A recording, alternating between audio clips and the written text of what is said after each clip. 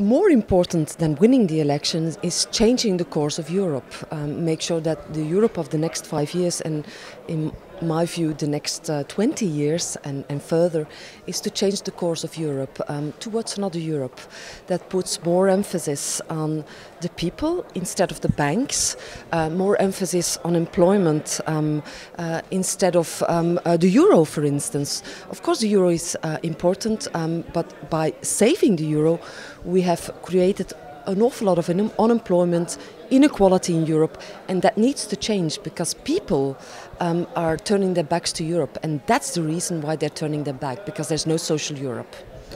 Of course there was a lot of debt in Europe, and there still is, but the rise of the debt, the tremendous rise of the debt, was not because we invested too much in education or in employment, or we invested too much in public transport, for instance. No, the rise of the debt is because we saved the banks in Europe. And although we needed to save the banks, because otherwise we didn't know what would be the effect on the economy, but it's not fair to say we saved the banks and now the people have to save the budgets. Let's take time to do so, and let's make sure that there is a fair contribution of everyone in saving the budgets and making sure that we create the economy of the future. And that's not doing only austerity, but make sure that we invest and we protect the people.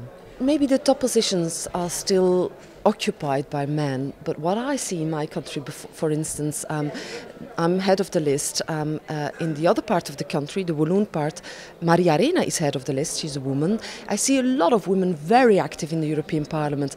I think they will play a crucial role in the next 4 or 5 years to come.